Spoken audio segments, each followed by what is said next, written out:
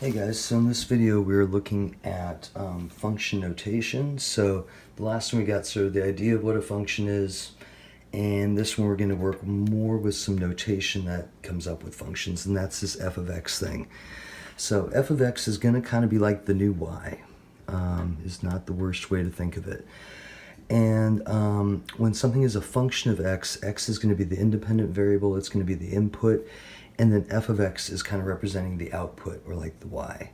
When you first meet this notation, usually you hate it, at least I did, and then after a while of using it, somewhere around probably Math 141, and actually that first chapter, 141, is really heavy on this stuff, so if that's your next class, definitely get this down because that's going to help you a bunch there, and also in 102 and probably 116. But we're going to use this to give lots of directions. It shows up all over math. It ends up being a really important topic, so I would definitely suggest that you spend a little time with this. Let me explain what these things mean kind of in the context of an example, because I think it'll make more sense. F of 4, so what that means is if we let x equal 4, because the 4 is replacing the x, then what would the output equal? So what we would kind of traditionally think of as y. So when the input is 4, the input is 4, x is 4, the output would be 6. So we would say f of 4 equals 6. And it's the same thing as saying when x equals 4, then the output is 6. And it's just a little bit shorter. This one, on the other hand, remember f of x is y. So the x is still there. So this is saying y equals 10. So we're solving for what value of x would y equal 10.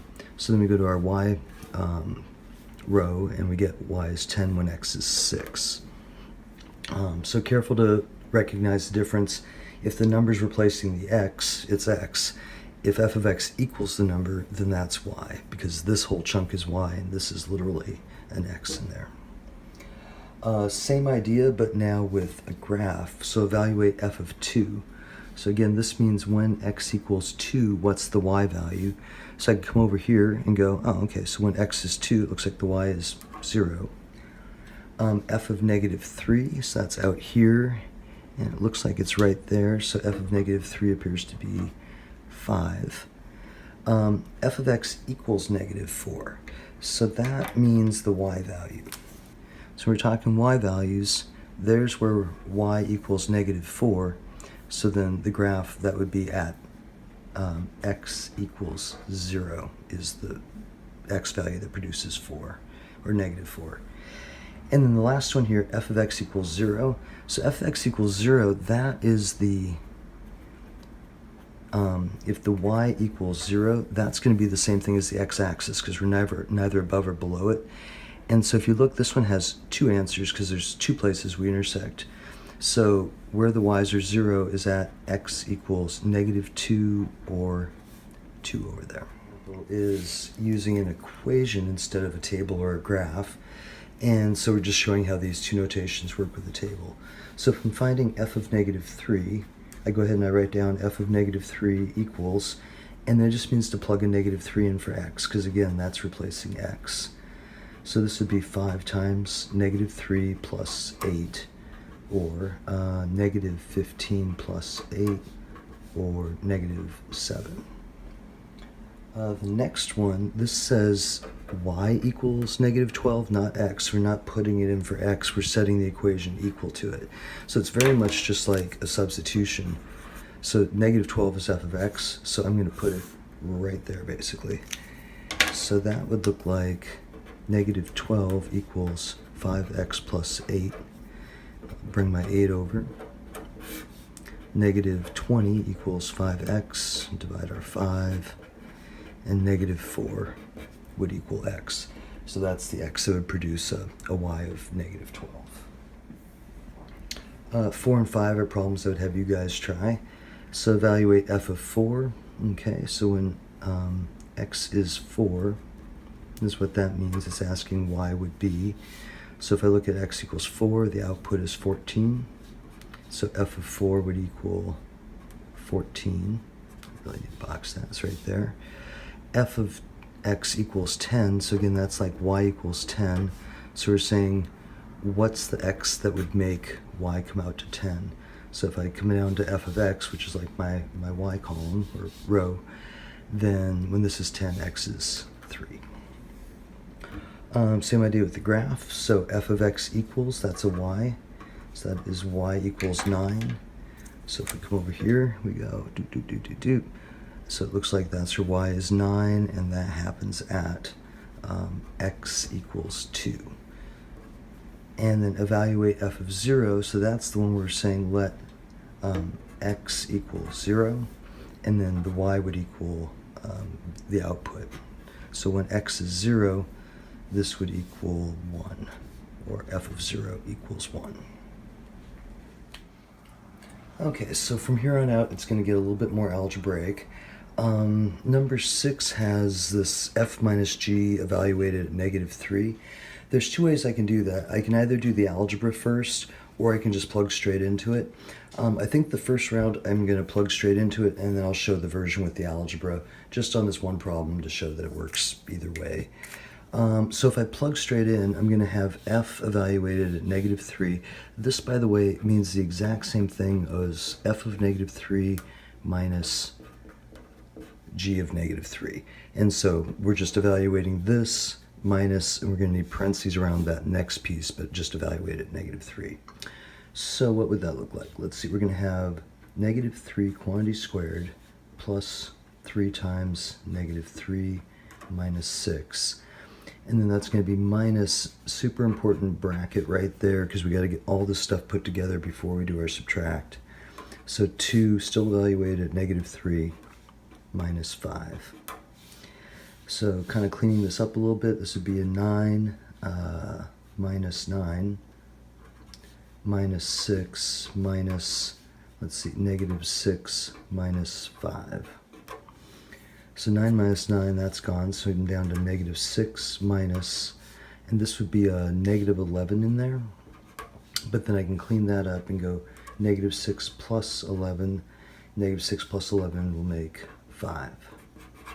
So I can do it that way, or if I wanted, I could do the algebra first, and I'll just show that really quick. I'm mostly just going to plug in on these, but I just want to show you there are two different versions.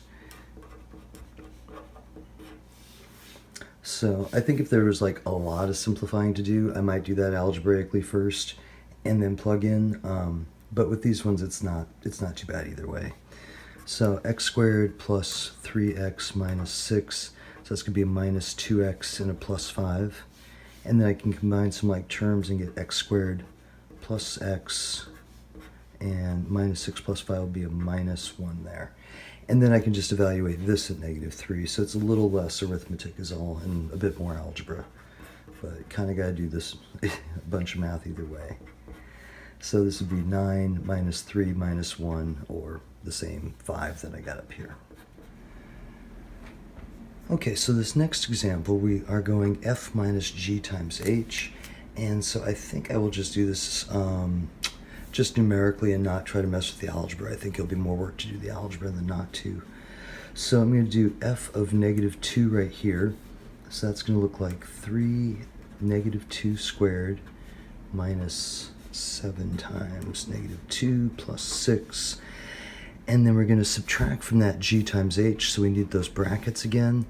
And then a good way to think of this is like it would be a FOIL if we're doing the algebra, so that's how we want to fill in the math. So with the 2. So this will go 2 -2 minus 1. So this is just like it'd be 2x minus 1 and then x minus 2, except now it's -2 minus 2. And then we just have to kind of clean that up. So there's our g of -2 times our h of -2. So this is going to go 4 times 3 is 12. Minus and minus is going to make a plus 14 right there, plus 6. And then inside, I got to be careful because this is a multiply. So this is going to go -4 minus 1. And then -2 minus 2 would be a -4 right here. I'll clean that up in just a second. So let's see, this would be 20, 32, I think. Minus 1 minus 4 is going to be a -5 times a -4. So now inside there we have a positive 20. We really don't need the brackets anymore because there's nothing to separate from that minus. And so 32 minus 20, and we should end up at 12. Number 8, this one's kind of funny. It's f of negative x, which it seems like a strange thing to do, but it actually ends up being a symmetry test in Math 141, and you'll use it kind of throughout math. A test for even and odd symmetry. So all we're doing is just plugging in negative x wherever there used to be an x. It doesn't matter what's in these parentheses. It just substitutes in for x. So this would be like negative x squared minus 4, negative x, and then minus 5. And then cleaning this up a little bit, negative x quantity squared, so remember negatives to an even power are going to be positive. So that just goes back to being 2x squared. Minus and minus, that's going to flip that sign to a plus 4x and a minus 5. And again, that may not seem like something, a good reason to do that, but it will show up later and you will use it. This one I'm going to start down here because it's going to take a little space. So again, it doesn't matter what's in here, it's the new x. So, if this had been f of 7, I'd have 7 squared, 4 times 7. So now I'm going to have, instead of a number, or just an x, I'm going to have an a plus a b. So for part b here, this is going to look like 2, and then instead of x, a plus b. Quantity squared minus 4, and again, x is a plus b. A lot of times people get wrapped up in this one and forget to do that one. And minus 5. So then this has to be expanded, and this is that factoring formula. If you don't know these, you really should learn them. It's the thing that goes, if you have a plus b quantity squared, it's where you go a times a, get a squared, a times b and double it, which is 2ab, and then b times b is b squared. And we saw it as a factoring formula going this way and then special products going that way. The important thing is to not lose the 2ab. A lot of times people will just try to distribute and get kind of a fake a squared plus b squared. Totally wrong, need that 2ab there. We'll see this a lot, so definitely get this little chunk of math down, it'll save you some time. So down here we're going to have what I just got up there, a squared plus 2ab plus b squared. Last thing, remember if this is a minus, then that's a minus also, so that's the only difference in those formulas. Here I can distribute this negative 4 through and get negative 4a minus 4b, bring down my 5. And then here I just have to distribute the 2 out. So that'll be 2a squared plus 4ab, 2b squared, minus 4a minus 4b minus 5. And if you look at that, there isn't a single like term, so it's just a whole bunch typing on the computer, but that would be it. So let's see, this next one, or these next few are the ones I would have you guys try in class. This one goes f times g of 2. So again, you can just kind of think of it as, it's really just like this, and then we're just plugging in the 2. So 4 times 2 minus 1, and 2 plus 2. So this would be 8 minus 1, and 2 plus 2 would be 4. 8 minus 1 would be 7 times 4, or 28. This one, let's see, a little bit more involved. So we got this plus this minus that, and all evaluated at negative 1. So f of negative 1, I'll just kind of write it above here, is going to be 3 times negative 1 squared minus 7 times negative 1 plus 6. And then we're going to add to that g, still at negative 1. So that one doesn't need the parentheses because we're adding. It's when we're going to subtract that we have to be careful with the getting the brackets around it. So g is 2 times negative 1 minus 1. So that's, g of negative 1. And now we're going to go minus h of negative 1. And that's where I need the bracket. So this would go negative 1 and minus 2. And then I just have to kind of clean all that mess up. So negative 1 squared would be a 1, so this makes this a 3. Double negative there, so it's going to be a plus 7. Plus 6, and I'll just get this all kind of worked out. Plus, let's see, this would be a negative 2, and then the minus 1 right there. And then this is going to be minus a negative 3, so that minus a negative 3 is going to be plus 3. And then I just have to kind of collect all this. So this would be 10 and 16 and 19. Actually, right there, those cancel. So 10 and 6 for 16, it looks like.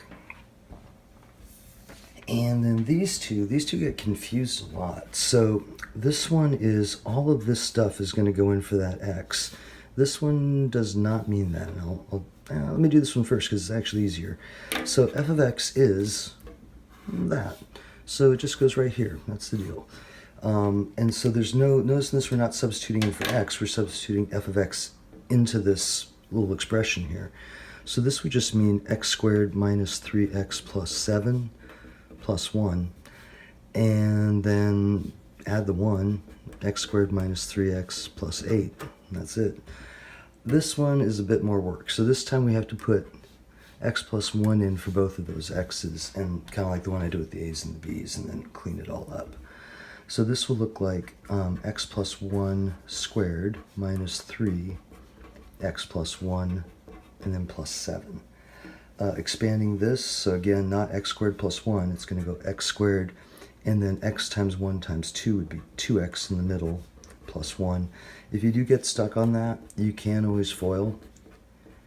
And so x and x for x squared. On the outside you get an x, on the inside you get an x, and on the end you get a plus 1. And then that's the 2x right there.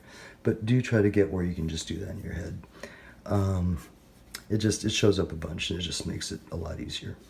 So this is going to go negative 3x right there, and then minus 3 plus 7. And this time, since it's not all a's and b's, we can actually do a little bit of collecting. So x squared is by itself. I got plus 2x minus 3x, so that's going to be a minus x in the middle. And then I got a 1 and a 7, which would be 8 minus 3, so I think that's a plus 5 when it's all said and done. Okay, and then these last couple examples are something called composite functions. We have a couple of different notations for them. These are going to be evaluated at a number, but in general, we can write these f of g of x, and that's a composite of f and g, where g is the inside function, f is the outside. It could also be g of f, just so dependent on the directions. But this notation is the same thing as f, and it looks like a little degree symbol almost, of g of x. So these both mean composites. And what a composite function is basically you get an inside function, so you're going to evaluate the inside function. It's going to make an answer, and then that answer is going to go into the outside function. The example I always use in class is if you think about your grade and you look in your grade book and there's a percentage, and say you're getting a 92.3 or something in the class overall. That's not your actual, that's not the grade on the when you go to check grades, like a GPA. And so there's a function, I do all this math, I average the homework and the tests, and that makes the percentage. But then that answer goes into another function and says, and then this is going to be the equivalent of would that be a 3.7? And so there's some math that leads to this answer, and then this answer leads to a second answer. That's kind of the idea of a composite. So what we want to do with these is our first step. So step 1 is evaluate the inside function. So we're doing the inside, and that is g of 3. So coming up here, g of x is 2x minus 5, so g of 3 is going to be 2 times 3 minus 5, or g of 3 equals 6 minus 5, so that'd be a 1. And then the deal is that g of 3 is 1, so that means g of 3 really does mean it's the same thing as 1, so I can put that right there. And then that's where I did the inside function, and that answer goes into the outside function. So now I'm finding f of 1. And now I just come up here, grab f, and then finish it out. So 1 plus 3 minus 6, so 4 minus 6 would be a negative 2.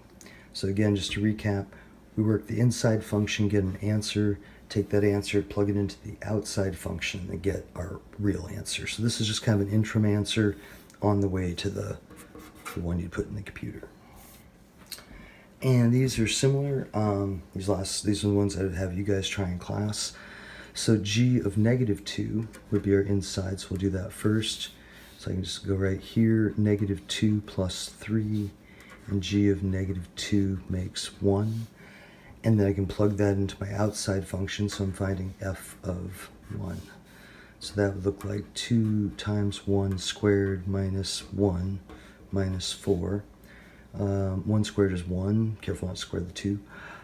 So 1 squared is 1 times 2 is 2. And then minus 1 minus 4. So that would be negative 3. So we'd say f of g of negative 2 is negative 3.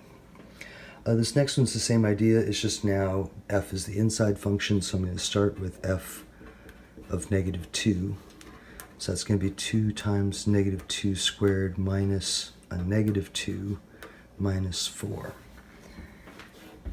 And so this would be positive 4 times 2 will be an 8. Minus a negative will be plus 2 and minus 4. And so that's 10 minus 4, or f of negative 2 is 6. And then once I have the 6, I put that into g, and I'm finding g of 6. Because remember, f of negative 2 is right here, so that's just replacing that. And so then g of 6 would be 6 plus 3, or 9.